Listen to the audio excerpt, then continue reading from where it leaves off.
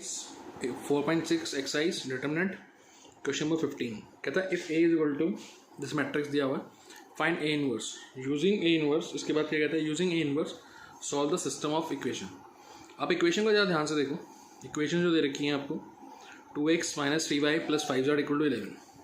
इसमें जो कोफिशिएंट है 2 - 3 5, इसमें भी वही है रो में फर्स्ट में 2 - 3 5, 3 2 - 4 सेम। ठीक है, तो यानी कि ये जो ए इनवर्स निकलेगा वो हमारा सिस्टम से जो इक्वेशन बनेगा ax = b, वहाँ से जो इनवर्स निकालना है वो सेम ही होगा। तो हम लोग इसका इनवर्स निकालते हैं, then in system of equation को सॉल्व करके आंसर निकाल देते हैं। सिंपल है, ठीक है। करो, डिटरमिनेंट निकालना है आपको पहले।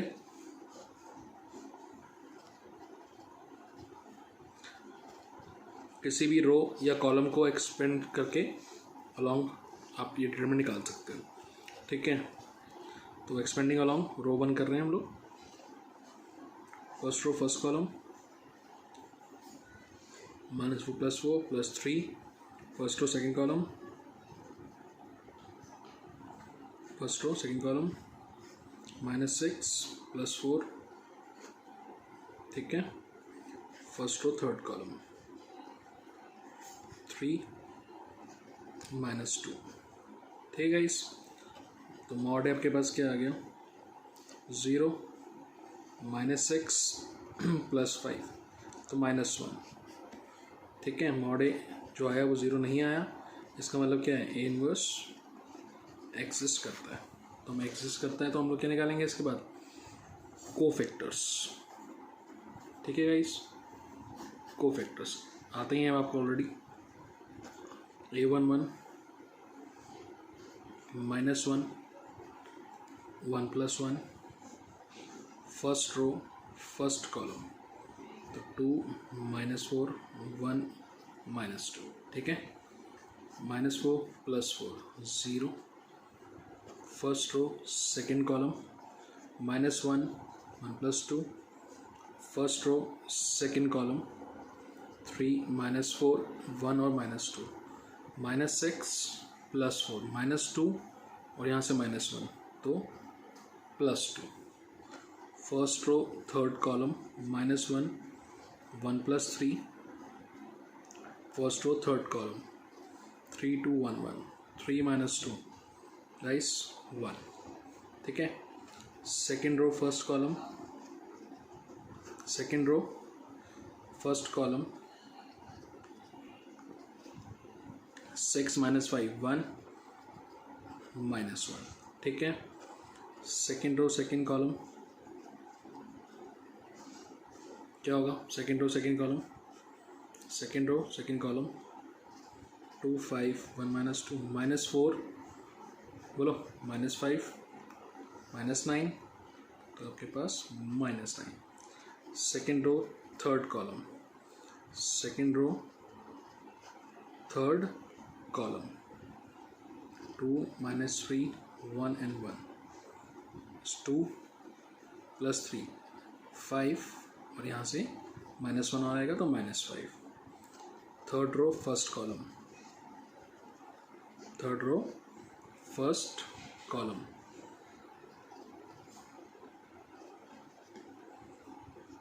12 - 10 2 2, third row second column, third row second column -4 -5, third row second column 2 5 3 -4 sorry 2 5 3 -4, ठीक है। तो -8 -15, -8 -15 कितना -23, यहाँ से -1 तो ये आ गया आपका +23, ठीक है। थर्ड रो थर्ड कॉलम भी यहीं पे निकाल लें क्या, थर्ड रो थर्ड कॉलम तो third row third column direct कर लो। Third row third column 4 and 10 4 + 9 4 + 9 13, ठीक है, +13। तो ये आ गया आपके पास कोफैक्टर मैट्रिक्स, ठीक है। 0 to 1 लिख लिया उसको, अब इसका एडजॉइंट निकाल लो आप, एडजॉइंट को इसका ट्रांसपोज कर दो, इंटरचेंजिंग रोज एंड कॉलम। ठीक है गाइस, तो आपके पास ये आ गया एडजॉइंट है। ठीक है, ए इनवर्स, अब हमारे पास जो ए इनवर्स है वो क्या आएगा, 1/mod A इंटू एडजॉइंट है। मॉड ए आपके पास क्या आया था, -1। एडजॉइंट ए क्या है आपके पास, 0 -1 2 2 -9 23 1 -5 एंड 13। ठीक है, सिस्टम ऑफ इक्वेशन क्या दी हुई थी आपको, ये इक्वेशन दे रखी थी आपको। ठीक है, तो यहाँ से क्या आएगा आपका रूल, Ax = B। ठीक है, ये आपकी coefficient matrix, x variable x y z और b आपकी कोफिशिएंट कांस्टेंट मैट्रिक्स। ठीक है, तो x की वैल्यू कैसे निकालते थे हम लोग, x = A इनवर्स B। अब सिंस जो क्वेश्चन में A दिया था और यहाँ से जो कोफिशिएंट मैट्रिक्स का ये आएगा वो दोनों इक्वल है, तो हम यही A इनवर्स इसमें यूज़ करेंगे। तो x है आपके पास x y z, A inverse आया था आपके पास 0 -1 2 2 -9 23 1 -5 13 इंटू हमारे कांस्टेंट क्या थे, 11 -5 एंड -3। ठीक है गाइस, 0 मल्टीप्लाई कर रहे हैं। ठीक है, 22 45 -69 11 +25 -39। ठीक, ये आपके पास -1 67 -69 -2 36 -39 -3, माइनस से मल्टीप्लाई कर दो तो ये हो गया +1 2 एंड 3। तो आपके पास x की वैल्यू आ गई 1, y की 2, z = 3। ठीक है, ये हो गया आपका क्वेश्चन। इसी में एक क्वेश्चन और है, सैम्पल क्वेश्चन हम लोग अभी डिस्कस करेंगे। अगर ये क्वेश्चन में a गिवन था और जो कोफिशिएंट मैट्रिक्स का a था वो दोनों इक्वल थे, सिंपल वे में हो गया क्वेश्चन ये। लेकिन अगर जो क्वेश्चन जो a दिया होगा जिसका इन्वर्स हमें निकालना है, अगर कोफिशिएंट मैट्रिक्स का a जो होगा उसका ट्रांसपोज हो, तब हम क्या करेंगे वो देखते हैं नेक्स्ट क्वेश्चन में। ये क्वेश्चन दिया हुआ है बिल्कुल सेम वैसे लगेगा आपको जैसे हमने लास्ट क्वेश्चन किया है कि a दिया हुआ है, देन फाइंड करना है a inverse and hence solve the system of linear equation, जो इक्वेशन आपको गिवन है। ठीक है, बट इन क्वेश्चन में अगर ये कैच आ सकता है, ठीक है, तो इस कैच को ध्यान रखना। पेपर में एक क्वेश्चन काफ़ी बार पूछा जाता है 6 मार्क्स के लिए। ठीक है, तो शुरू करने से पहले क्वेश्चन को चेक कर लेना कि ये और कोफिशिएंट मैट्रिक्स का ए जो है आपस में इक्वल है या नहीं है। आप देखो इसमें रो में क्या है 1 -1 1 और यही चीज़ यहाँ पे कॉलम में है, तो ऑटोमेटिकली यहाँ से जो ए निकलेगा और ये जो ए है आपस में एक दूसरे के क्या है, ट्रांसपोज है। तो कैसे करेंगे, क्योंकि हम इन्वर्स निकालना है हमने ए का इसका, और उसको यूज़ करना है to solve this system of equation. देखते हैं कैसे करते हैं। ठीक है, पहले तो आप इसका इन्वर्स निकालो, वो आपको इजीली आता ही है अच्छे से। ठीक है,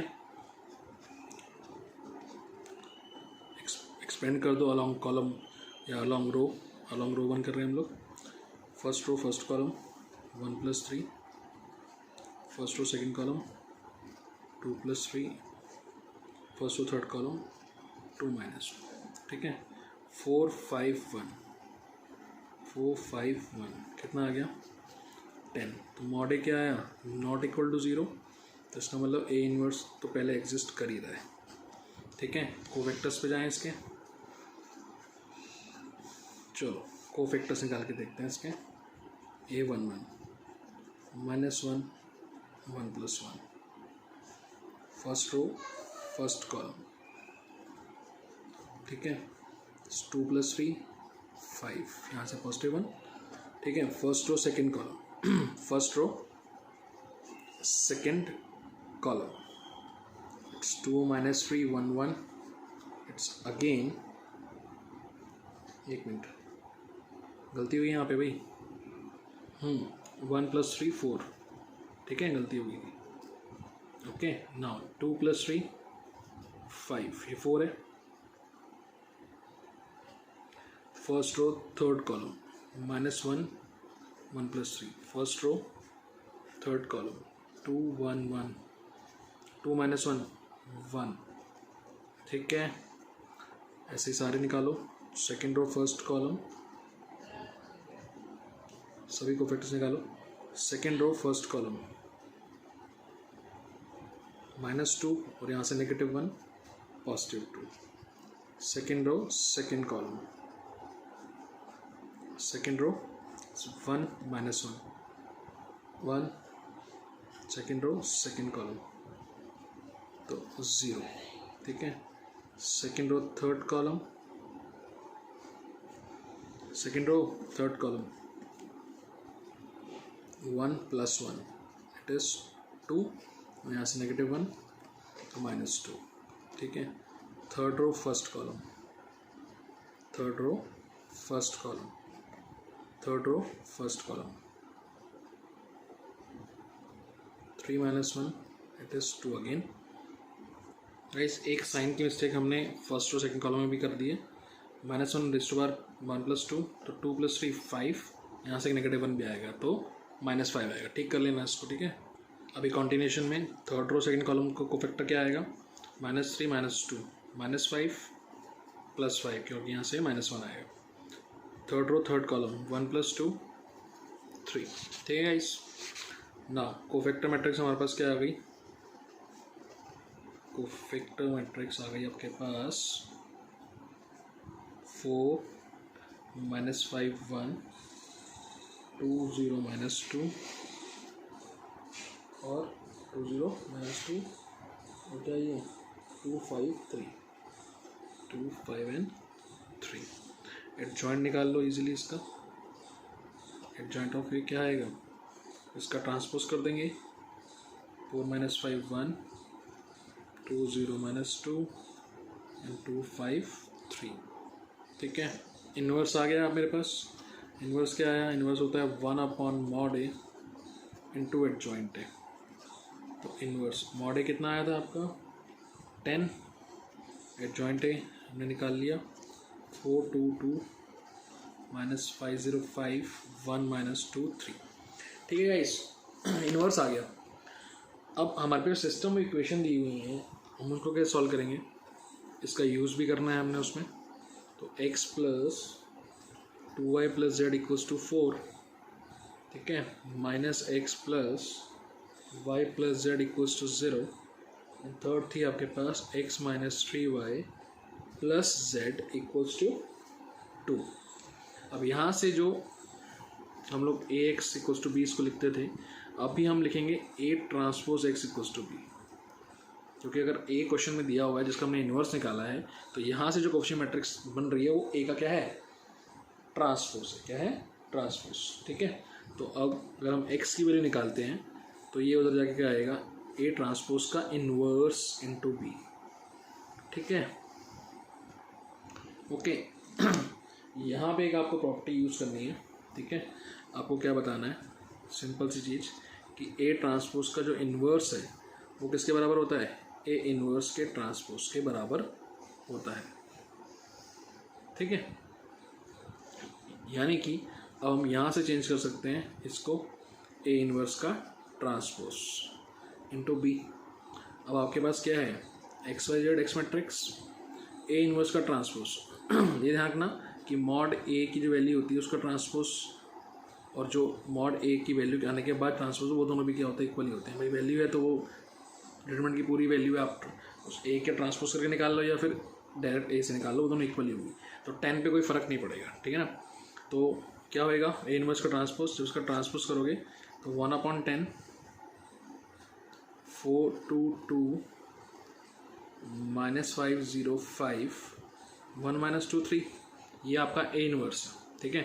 और हमें A∞ का क्या करना है, उसका ट्रांसपोज लिखना है, तो हम यहाँ कर देते हैं transpose into that B matrix, the coefficient constant matrix 4 0 2, ठीक है गाइस। ओके, अब आप इसका ट्रांसपोज कर दो 422 -50 इंटरचेंज कर दो ना रो और कॉलम को, ठीक। तो ये कैच है इस क्वेश्चन में बस, ठीक है। बाकी क्वेश्चन सेम है। अब इन दोनों को मल्टीप्लाई करके आपके पास 10 से डिवाइड करोगे क्या आ जाएंगी, एक्स वाई जेड की वैल्यूज आ जाएंगी। ठीक है, ओके।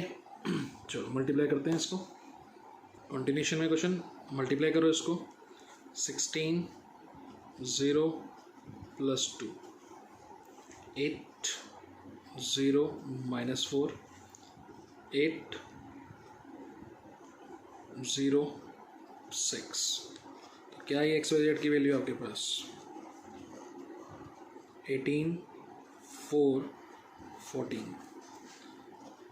ठीक है, 10 से डिवाइड कर दो, आपके 18/10 9/5 4/10 2/5 और ये 7/5। ये आपका क्या आ गया, इस क्वेश्चन का आंसर आ गया। तो ये इसमें जो कैच था वो समझ में आ गया होगा आपको। ठीक है, एक क्वेश्चन और करते हैं, वो भी बहुत इंपॉर्टेंट क्वेश्चन है और एग्ज़ाम पॉइंट ऑफ व्यू के लिए बहुत ज़्यादा इंपॉर्टेंट है और पूछा जाता है काफ़ी बार एग्जाम में। ठीक है, देखते हैं नेक्स्ट क्वेश्चन अपना। गाइस ये नेक्स्ट क्वेश्चन है हमारा, कहता है डिटरमाइन द प्रोडक्ट। दो मैट्रिक्स रखी है, उनका प्रोडक्ट निकालना है और उनका यूज़ करना है, use it to solve given system of equations में। अब प्रोडक्ट का यूज़ कैसे करेंगे भाई? ठीक है, तो ये भी एक अच्छा क्वेश्चन है। ठीक है, इम्पॉर्टेंट है एग्ज़ाम के लिए, तो इसको भी कर लेना ध्यान से अच्छे से। ओके, दोबारा से वही चीज़ देखते हैं। इन दोनों मैट्रिक्स में से एक मैट्रिक्स हमेशा आपके जो कोफिशिएंट मैट्रिक्स मिलता है आपको यहाँ से सिस्टम में से, वही होगी। ये श्योर है, ये होगी ही होगी, अदरवाइज ये क्वेश्चन नहीं होगा उससे। ठीक है, देखो ज़रा, 1 - 1 1 1 - 1 1 1 - 2 -2 2 1 3 मिल गई। ठीक है, तो इस मैट्रिक्स को तो हम मान लेते हैं ए। ठीक है, 1 - 1 1 एंड 1 - 2 -2 2 1 3। ठीक है गाइस, दूसरी मैट्रिक्स को हमने मान लिया सी, -4 4 4 -7 1 3 5 -3 -1। ठीक है, अब प्रोडक्ट निकालना है सी का ए से। ठीक है, अब सी ए का प्रोडक्ट पहले निकाल लेते हैं, फिर देखते हैं कि इसको यूज़ कैसे किया जाएगा सिस्टम को सॉल्व करने के लिए। देखते हैं सी ए का प्रोडक्ट क्या आता है। सी ए का प्रोडक्ट, सी और ए का प्रोडक्ट क्या आता है, -4 + 7 + 5। ठीक है, 4 - 1 - 3 4 -3 -1 -4 + 14 -10। ठीक है, सेकेंड टू सेकेंड कॉलम, 4 - 2 + 6। ठीक है, 4 - 6 + 2 -8 -7 + 15 8 + 1 -9 8 + 3 -3। ठीक है, जो आप सी ए का प्रोडक्ट निकाला है आपको पता लगेगा, ये 8 हो जाएगा, ये भी 8 हो जाएगा, यहाँ भी क्या आ जाएगा 11 - 3 में से कट गया 8।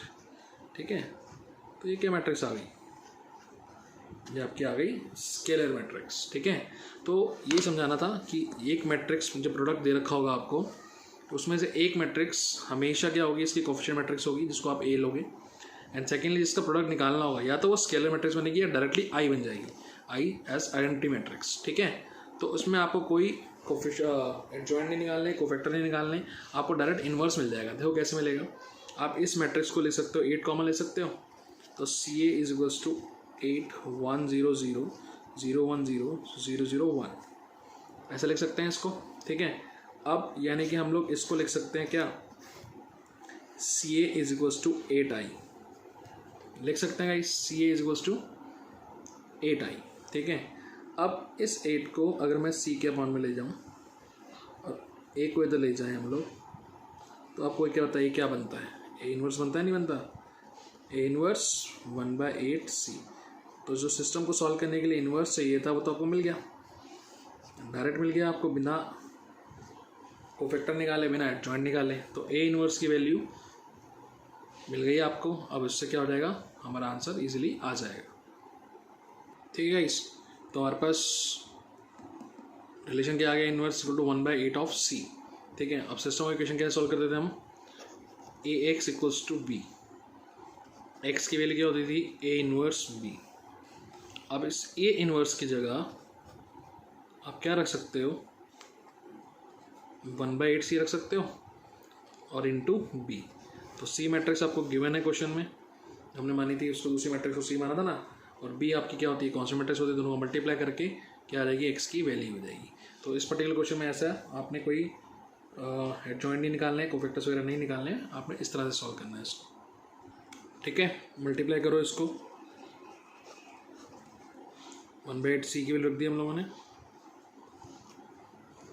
मल्टीप्लाई करेंगे तो क्या आएगा, -16 +36 +4, ठीक है, -28 +9 +3 20 -27 और -1।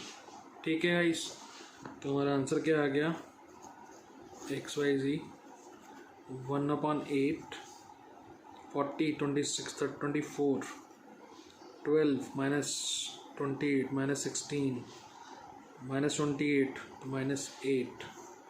ठीक है, तो XYZ आपके पास आ गया 3 -2 -1, तो x की वैल्यू आ गई 3, y की -2, z की -1। सेम क्वेश्चन आपको एग्जाम्पल आपकी बुक में 33 मिल जाएगा, ज़रूर कर लेना। और इसी वीडियो में मैं 2-3 क्वेश्चन इस टाइप के एक जो भी हमने डिस्कस किए हैं वही आपको दे रहा हूँ। ठीक है, वो भी ट्राई कर लेना। ओके गाइस, एक क्वेश्चन है guys, determine the product of matrices, दो मैट्रिसेस दी हुई हैं आपको, 1 -1 0 2 3 4 0 1 2, एंड दूसरी है 2 2 -4 -4 2 -4 2 -1 5, and use the product to solve system of these equations. X minus y is equal to 3, 2x plus 3y plus 4z equals to 17, y plus 2z equals to 7। ठीक है, answer आएगा इसका 2 -1 4। Question करो, answer match करो, मुझे बताओ कि हुआ या नहीं हुआ, नहीं तो कैलकुलेशन मिस्टेक चेक कर लेना अपनी। ठीक है, ये 2 क्वेश्चन और हैं, ए दिया हुआ है आपको एंड बी मैट्रिक्स दिया हुआ है और सी मैट्रिक्स दिया हुआ है। ए सी निकालना है, ठीक है, उसने आपसे मेंशन किया हुआ है कि ए सी फाइंड आउट करना है और solve the system of Julian equation, उसका यूज़ करना है। ठीक है, यूज़ के लिए उसने कहा है या नहीं कहा है, ये आपको देखना ज़रूरी है कि भैया ए सी निकालने का तो बोल रहा है, क्या उसका यूज़ करने का बोल रहा है। अगर यूज़ करने का बोल रहा है तो आपके पास हमेशा एक स्केलर मैट्रिक्स आएगी या फिर आइडेंटिटी मैट्रिक्स आएगी। नहीं बोल रहा है यूज़ करने को तो फिर आपको डायरेक्टली इसका भी इन्वर्स अलग से इसकी वैल्यू जैसे हम लोग 4.6 से क्वेश्चन कर देते वैसे निकालनी पड़ेगी। ठीक है, ओके, ये 2 क्वेश्चन दे रहा हूँ, एक ये है और एक और क्वेश्चन है, if A is equal to this find A inverse. अब यहाँ से जो कोफिशिएंट मैट्रिक्स बनेगी और ये दोनों आपस में दूसरे का ट्रांसपोज है, यहाँ पे सेम है, वो आपने देखना है। ठीक है, यूज़ करना है solve the system of linear equation, इसका भी आंसर आपको क्वेश्चन में मेंशन किया हुआ है। ठीक है, ये 2 क्वेश्चन, एक पहले दिया 3 और आपका बुक का एग्जाम्पल 33। ठीक है, ये 4 क्वेश्चन प्लस वीडियो से क्वेश्चन करो प्रैक्टिस। ठीक है, मुझे बताओ फिर।